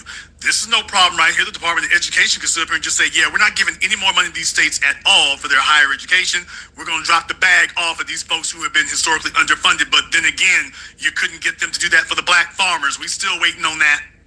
And this is the damn game we keep playing. They still waiting on that. Let's acknowledge that they're punching above their weight while not getting the funding that they should have gotten. They say that, and then, okay, Mr. Cardonia, and what we gonna do about it? Exactly. Pretty sure you're gonna take care of his folk now. What are we gonna do for these black folk here? Everybody keeps acknowledging the problem, saying what the problem is. Everyone will acknowledge the problem, but when they get around to talking about, by the way, what are you gonna do about it? Oh, well, we're looking into it. Now, for everybody else, they cut checks. Illegal aliens, you find money to give them and throw a damn check at them. And then they go to New York City and set up a red light district. You owe us now for over a century. And, well, see what we can do here. You're having these big problems over there. That they're punching above their weight while not getting the funding that they should have gotten. Federal agencies issued letters to every governor calling out the state debt owed down to the dollar. Tennessee Governor Bill Lee responded. Much of what this federal conversation is about are things that happened 30 years ago. I'm focused on what we're doing today for TSU, and we'll continue to do that. And that right there is white supremacy in a nutshell. Well, that was 30 years ago. I'm focused on today. Excuse me, you set us back you gave yourselves a 100-mile head start? No. You got to focus on what you've done, because that's the only way to fix it. When they say we're focusing on today, that's them saying, yeah, we're not going to fix it. Yeah, I'm focused on today. Oh, that big inequity that we created, yeah, we're focusing on where we are now. We're not going to address that inequity. And that is white supremacy in a nutshell. When we bring these things up and then everybody starts playing dumb. When we bring this up and everyone starts playing stupid, that's white supremacy. So you don't know where the money went? I don't know where the money went. We just know where it didn't go. And that's the game we get played with us. We don't know where it went. We just know where it didn't go. We just know where it didn't go to. It didn't go to us. And then when Ford wants to build a plant, they want to jump on the black town for it. And then your schools, we are people who are targeted. And when we talk about a hate crime bill, this also means that we need to address the problem of protecting us from these white supremacist states. We need to have these things protecting us from the entire state of Tennessee and the entire state of Florida and the entire state of Louisiana and all the other states too, because white supremacy is not a southern state's problem. We ain't gonna play that game. And it needs to specifically address the needs of the descendants of the slaves, period, point blank, end of discussion. Not everybody else. It needs to specifically focus on us because we are the ones who have been targeted. These land grants are talking about us. These are talking about us. They targeted it because it was us. The former slaves got themselves freed, and they've been instituting this walking system of slavery ever since. And so when we talk, I want y'all to be very, very clear. I'm the one who gave you the phrase reparations across the board. I want you to also understand when we talk about hate crimes, we need to have universal hate crime protection, which means not just protection from individuals. We need to have an acknowledgement that most of these states are operating as white supremacist criminal enterprises. Talk about it. Sitting up here targeting us. And that hate crime legislation needs to acknowledge that that's what it really is. That it is systemic, and systemic means the legislatures and the governors are the crime bosses organizing, targeting us in all of these various sophisticated ways.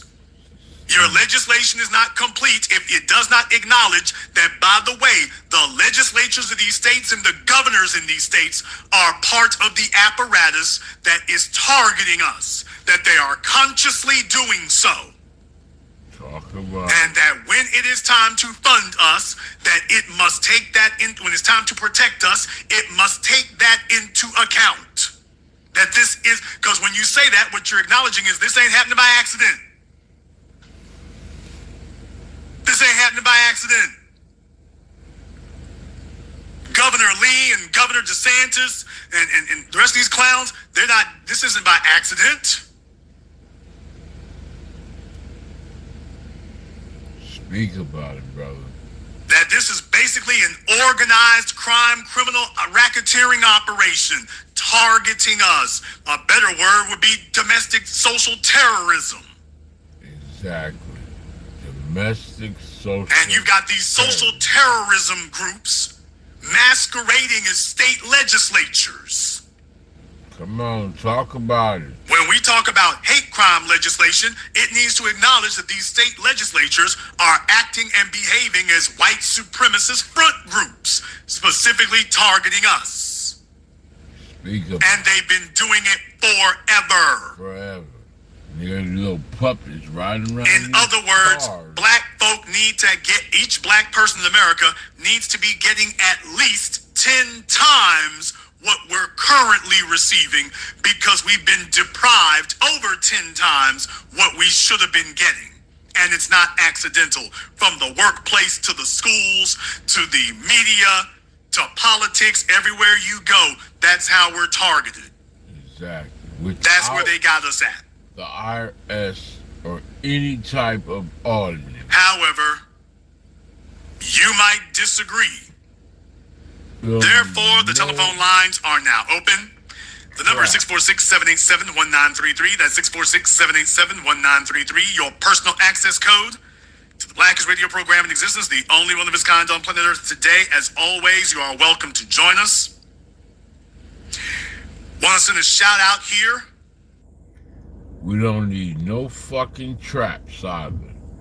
When we get our reparations or any type of reward that's rightfully ours, it ain't no giving us nothing. It's what we owed. A debt is a debt. Pay us with interest and do not tax us and do not follow us and do not burden us with what we do with our rebuilding of ourselves, communities, and whomever we want to or however we want to utilize our use of what you owe us, what you as a system owes us. You feel me? Don't try to say, here, I give you $1 million, but $300,000 needs to be taxed. Fuck no. Don't try to say we give you land, but we can at any time take over that land and your property taxes on it. Fuck no. Whatever you give us, it's ours to do whatever we want to, and mind your motherfucking business, bitches. Cause you all are savage beasts. And you will never stop. And this is not no dramatic wordplay. This is the fucking truth. It ain't nothing on this earth that cannot be given monetary in terms of money. Nothing on this earth cannot be given on the face of this fucking earth in terms of money. All of this is material.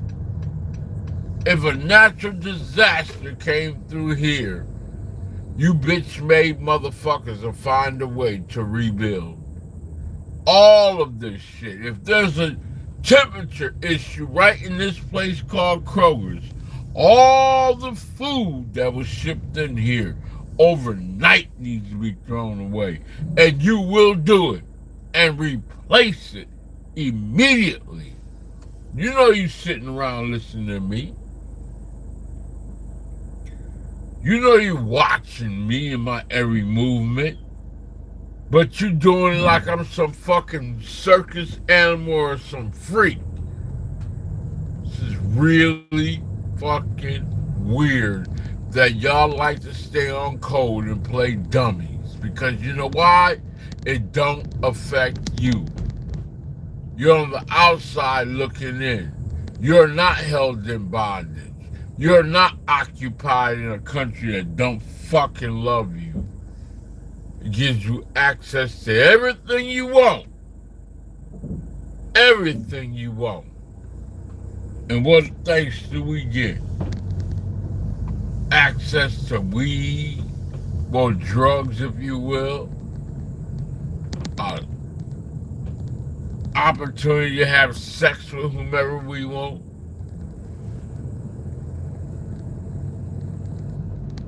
And that's the reward. Fuck out of here. We are colonized, occupied, programmed. We're caught in a matrix. And you are sitting here as a corporate, just as guilty. What do they call that? You're in concert with all of the dynamics of keeping us held down, obeying, and in conditional slavery. You see what the fuck goes on in these schools?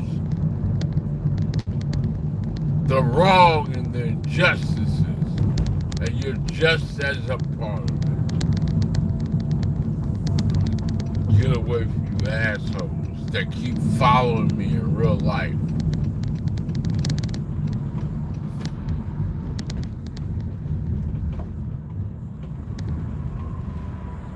Look at this shit. Everywhere I go, some people are following me. They're on code, man. They're on motherfucking code. They don't know, but they crash dummies. You're a crash dummy. Make the call to nothing. You're calling nothing. You're calling your fucking shadow. Chasing your fucking tail. Protecting the ignorance.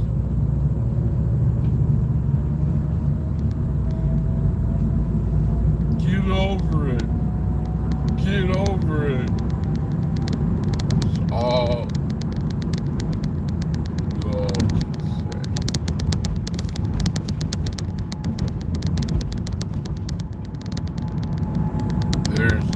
need for them at the last Hail Mary to get us to carry the baton, to get them over the finish line, to just turn their backs on us over and over and over again. We gotta be fucking fools.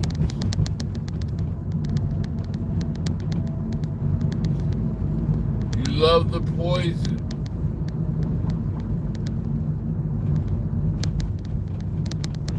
You love the fucking poison. Hey. You wanna hear the music? Play around with this young love? Do your fucking drugs? Shop, eat, sleep, and socialize to pure fucking prison over whom you put in charge that represents you, a con artist.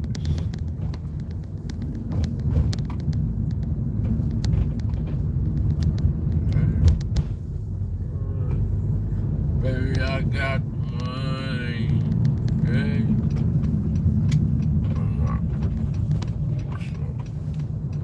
We know the game. We know the fucking game.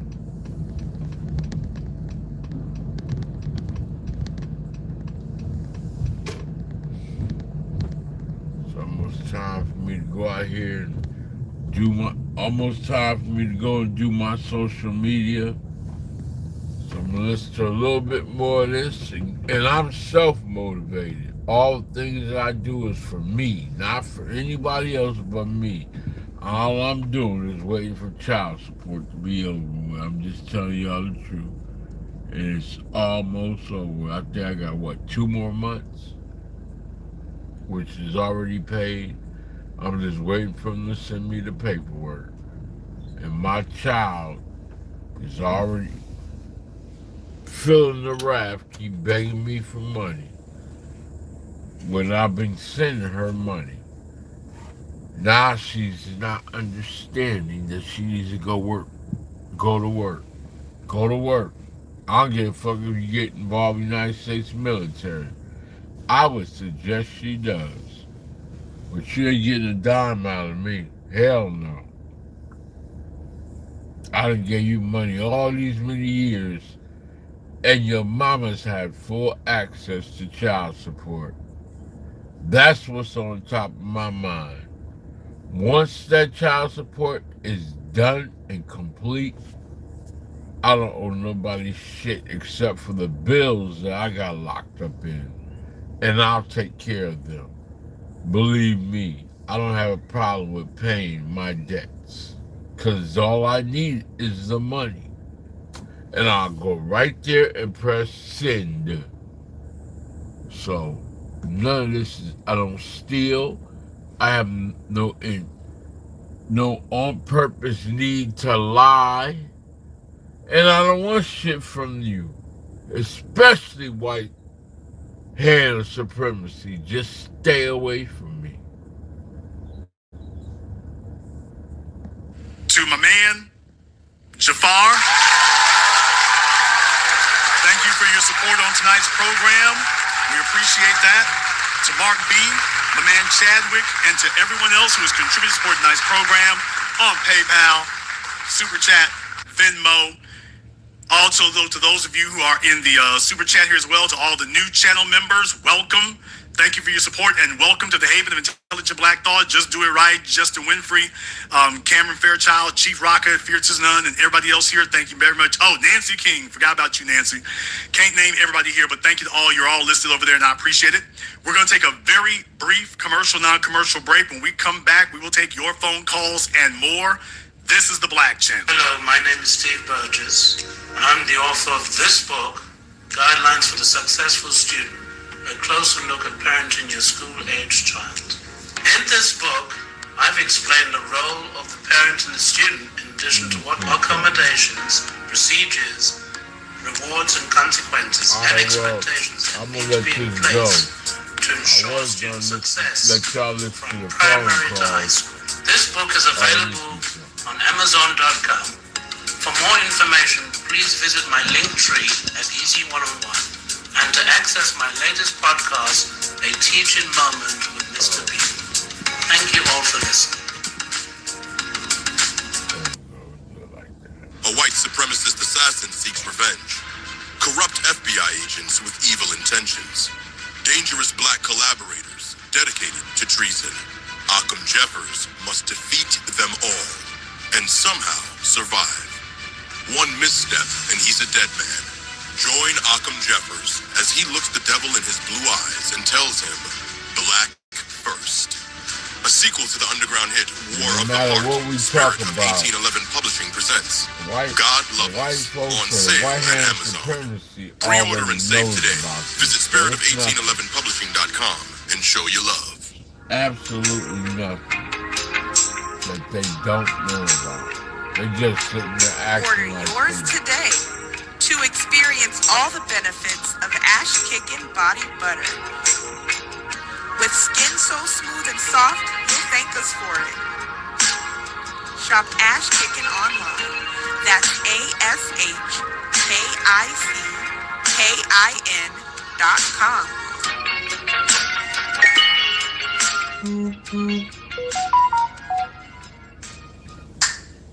Hi, this is Brenda Starr, creator of Poetry with a Purpose and author of the book Pressed But Not Crushed.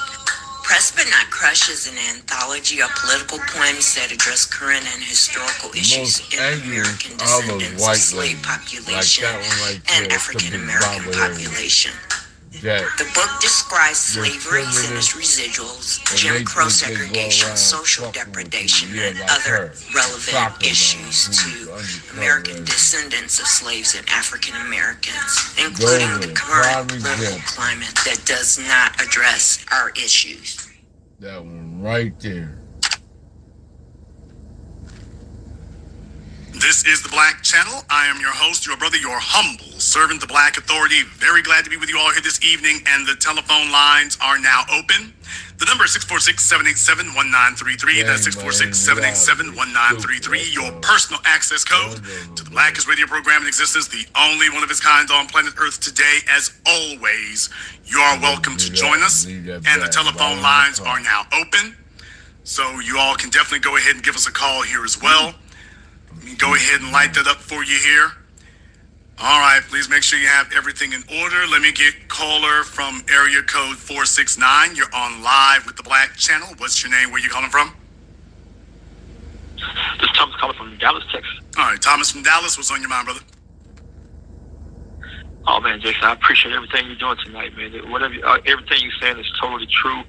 I just want to say thank God for the new black media, man. If it wasn't for you guys, man, the Democrats they'd be winning right now, because without the new black media, man, we'll be still lost in the wilderness, man. What the new black media has done was put our issues, foundational Black American issues, on front page, and they can't go around it now. They can't go around it. They can't go up under it. We cut the check. It's the issue, and they know it. And whatever happened to the black woman was the backbone of the Democratic Party. So they're not even pushing that anymore. They know that black men is on code and black women is on code with black men. They can't push that divide anymore. Yeah, you know this. You're not hearing that LGBT, that bait and switch thing, that divide and conquer thing that they thought they had refined down to a fine science. Right. They're definitely showing the cracks in the wall, because remember before they were really trying to push the women in LGBT. Women, that right there, the men don't matter. And what they were saying, this is the cynical calculus that all of these the Lily Adamses, I told y'all about years ago, the Lily Adamses, their cynical calculation was that black society is a matriarchy and that everybody bows to Big Mama. And if you get the black women to say, okay, go this way, then the men are just going to say, okay, let's go. And that was the cynical, evil calculus that they were making. That if we tell the women go this way, then the men will have to follow. Well, guess what? It's a full election cycle later, and they're now acknowledging, well, that one came up ass up. So what else do you got? So yeah, what they are acknowledging is it failed. It didn't work. You're not hearing any of that energy this time around. Now they're talking about the young. That's why I was pointing out, by the way, they didn't make a distinction for sex or gender there. They're talking about the young. This is a terrifying moment for them.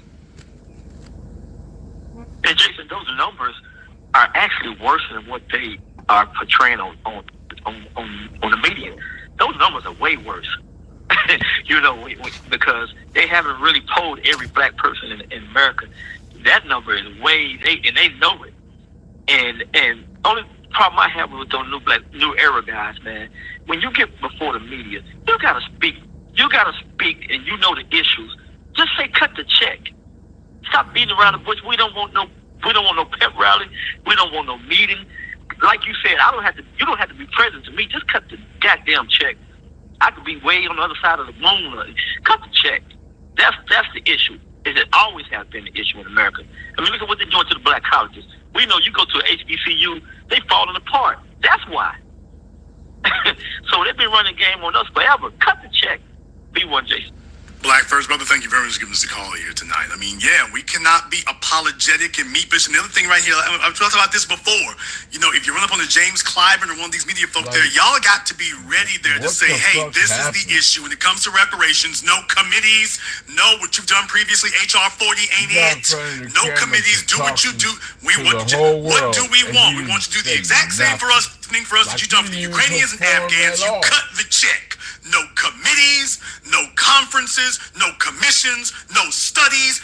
For the illegal aliens, you cut the check. Well, damn it, we are owed 100 times what any of them are getting. You're going to do the same thing for us that you did for them. Cut the check. What do you expect from the politicians who come down here, Jason, for them to cut the check? The illegal aliens are here. They don't even have anybody who's elected in office to represent them, and yet they're getting representation and funding. And here we are being given excuses for what we can talk about everything except that. No, when y'all get everybody out there, y'all need to be ready. When you get in front of these cameras, the bottom line is tell them cut the check. You're cutting checks to everybody else, and they don't need it. The folk who you've done the most wrong by and the ones you're targeting every day, we're the ones you ain't cutting nothing to. No, cut the check. Wait, you just want us to give you money? We want you to give us what we are owed. Thank you. Give us what the You need to give us what we are owed. You don't owe the Afghans nothing. You damn sure don't owe the Ukrainians nothing. And you don't owe a bunch of illegal aliens a dime. Y'all need to at least be ready to just say that. You give us the same thing you're giving all the rest of these folk because they're not owed anything, and yet you done broke the bank for them. And the people that you've owed now for 160 years, you sitting up giving us excuses for why you handing our money out to everybody else. They're prospering, and then we keep coming back every year talking about why black folk are still behind. Because you keep giving our money to every damn body else. Cut the check. Thank you. That's what the fuck we talking about. You understand why I'm the way I am? Call from area code 928. You're on, man. Where you calling from? Right there in a nutshell. This is Bruce from Arizona. Okay, Bruce, from where at in Arizona? In Parker. All right, Bruce, in Parker, Arizona. I think I flew through there at about 100 miles an hour. And what's on your mind? I'm 72 years old. And ever since I was young, when I got turned on to Malcolm X, I have always felt like this country owed something. And to hear you always speak about cut the check, which is what even Martin Luther King said, and they cut that out. Oh no, they don't play that when it's Martin Luther King Day. Oh no, they don't cut the check in there. But that's what he was about. And you know, all I'm saying is, when I talk to my relatives, we're not interested. All we care about is church, and you know. And I'm saying, well, what about the election? We don't talk about that. Well, okay. So I've always felt like you, and what you're doing is A-OK, and I'm all for it, and, you know, that's all I got to say, you know. Well, I appreciate it, brother. Thank you very much for checking in with us tonight here. Like I say, that's why I said it 20 years ago. I wasn't the guy talking about it. I was the guy doing it. I talked about it 20 years ago, that my focus would be on the next generation. My focus would be on the young. I wasn't trying to convert the folks who were a little bit older than me back then. Those of you who've been listening to Black Channel the whole damn time, we wasn't really focused on the folks who were a lot older than that, because they had already accepted their fate. I've always said that. They just want a peaceful death. They worked at the General Motors plant. They had some bastard kids. They caught a few STDs, had to dodge them child support payments like dodgeball, and then just said, okay, well, damn the rest of it. If they could get them a little house out in the suburbs or something, that was it. And they left the young folk to their own damn devices. Now you got a bunch of old people trying to get booked on the Tom Joyner morning cruise. But the folk who are out here working and making things snap can't get nothing from it. So in reality, a lot of the older folk have basically, I'm going to say it, become collaborators with the white supremacist society. Oh, I said it. They have become collaborators with them. They're the ones who are telling us to get out the streets after Trayvon Martin, get out the streets after Mike Brown, get out the streets after Eric Garner, get out the streets after Freddie Gray. It was the old folk telling us to get out the streets. It was the old folks sitting up here asking, where y'all getting that money from to bail these people out of jail, making all that noise in the streets? It's the old folk who were telling us that. Yeah, because they're not getting pulled over by the police anymore. They've been cowed into submission.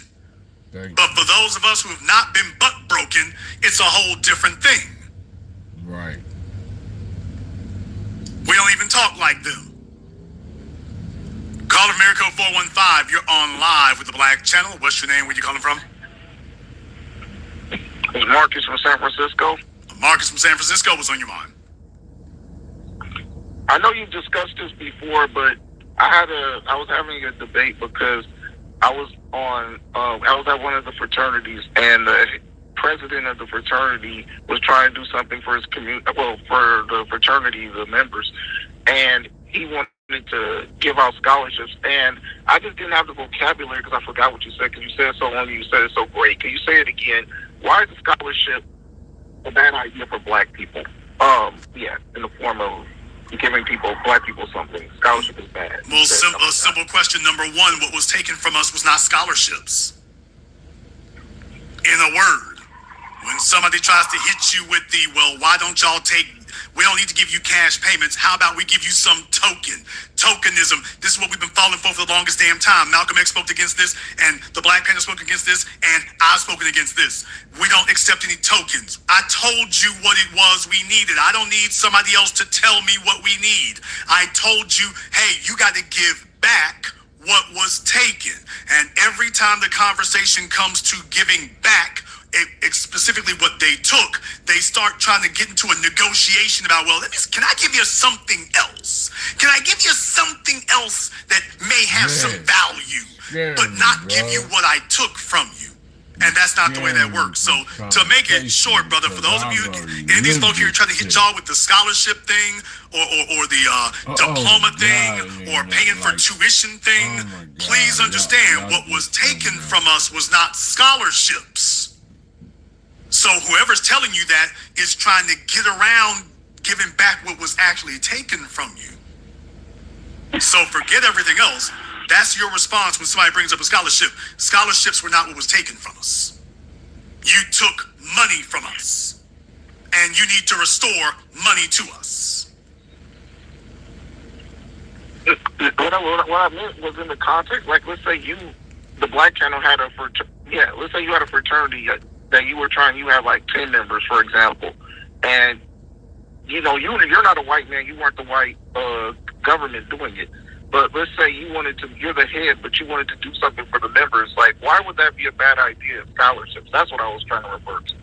Well, the other thing is, when you take a look at black folk who do make it through college, what happens when they hit the economic workforce? So that is also a scam, because even if our issue is not getting through college. Black women have more college tuition debt per capita than anybody else by a mile. It isn't that we're not going to college. It's not that we're not going to school. And it's not that we're not graduating.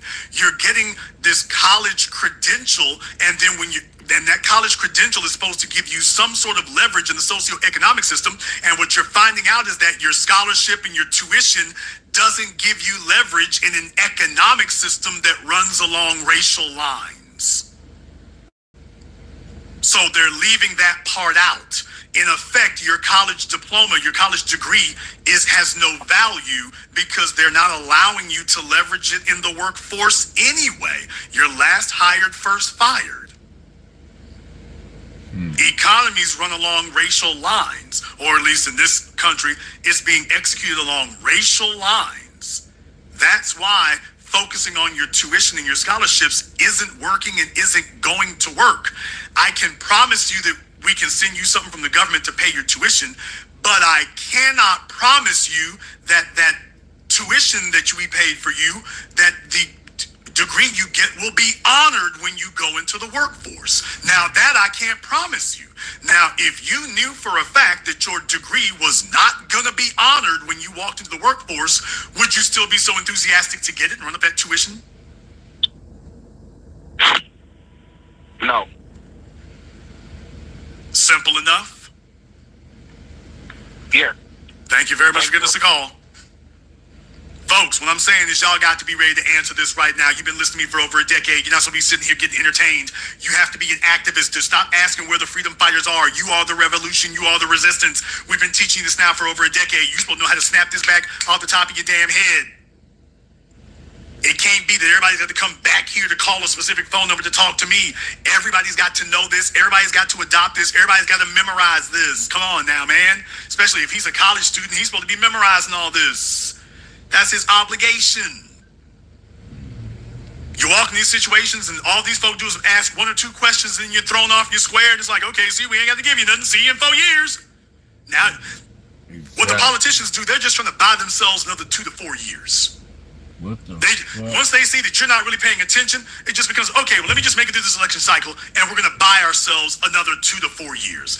And when we come back in 2 or 4 years, rinse and repeat, we're going to buy ourselves another 2 or 4 years. And then they keep doing this. Next thing you know, a century has passed, when it could have been shut down from the beginning.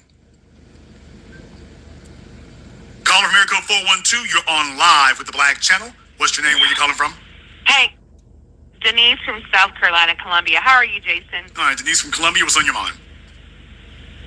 Yeah, well, we're going to discuss about this HBCU, Morehouse, and going down there. And I did a little research and found out that David Thomas is clicked in with Eddie Glad Jr., who is Princeton and Yale.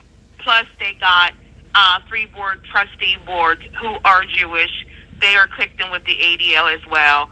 And this is a political move for Biden to go down there to try to drum up black men vote to go down to the school to get for Georgia. And we see it's happening. They're playing a chess game, but we see it. We see right through it.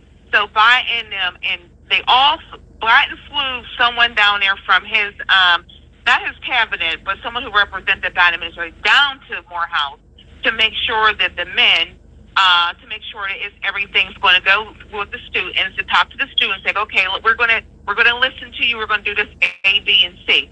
But David Thomas told them if they make any type of noise about protest, well, we don't care about the war over there in Palestine and Israel. That's not our thing. But if any of them make noise on that he's going to shut it down. So his board of trustees told him to shut it down. So how are you going to tell people who worked hard, paid their tuition to go there, so they can't protest? And then you got parents coming down there. And it's something about it's all fishy to me. Look, your HBCUs are, the problem with the HBCUs is that they effectively behave as extensions of the Democrat Party.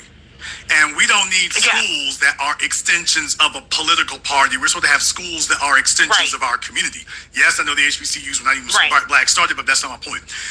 Let's not get bogged down the weeds, folks, out there for the slow bus kids. The bottom line is the most of the HBCUs have been behaving as extensions and organs of the Democrat Party.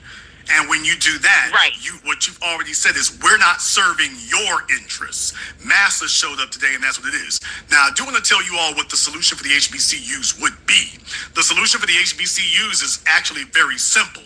The federal government needs to take out $300 billion and set up an endowment at every single one of the HBCUs. Just like you have it at Harvard and Yale and these other places. The federal government needs to say, okay, we are going to force the balancing of this budget, and we are going to set up an endowment at each of these schools. We're going to set them one up, and that'll be what keeps them flush from here on in. At that point there, then you're going to have the Ku Klux Klan marching on the damn schools. That's what you're going to have. Thank you very much for giving us a call tonight.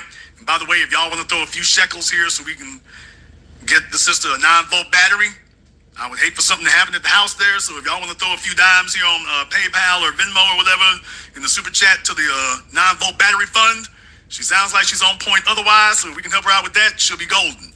Call from area code 410. You're on live with the Black Channel. What's your name? Where you calling from? Last try. Caller from area code 410. You're on live.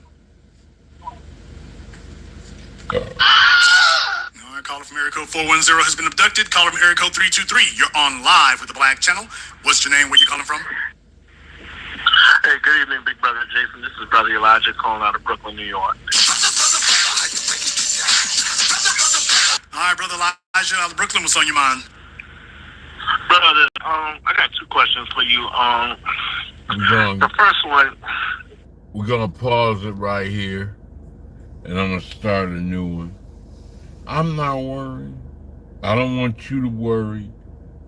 I don't want nothing that's not owed to me. If it's owed to me and my people, give us what the fuck we want, because you let a white bitch tell a lie and y'all ruined our community over it. We had Black Wall Street. We are a thriving people. We are a surviving people. We don't need a motherfucking thing from you all. And I'm not lost in time because it's 2024 and you had a good time last night at your tacos and fucking margarita party, or you may have had your back in the yard country shooting pigs and hogs and riding around in fucking big monster trucks drinking Budweiser and talking all yeehaw country music, listening to shit, or whatever the fuck you did. I don't know what you may have done, but I'm not lost with what I'm saying. I'm not even worrying about what you say about how I deliver what I say. The style, the tone, the way, because that's what it is. When you hear somebody speak, you want to think and talk while they talking.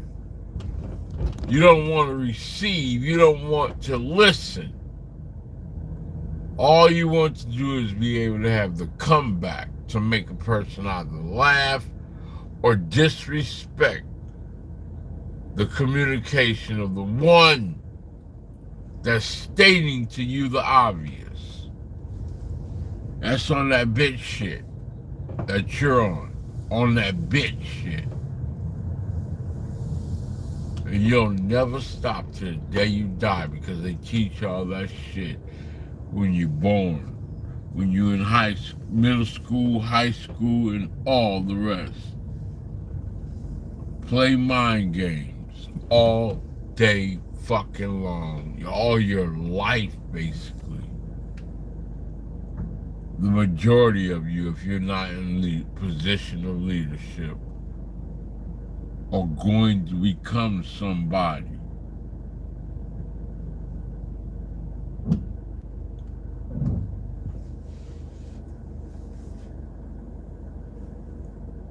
to start this over.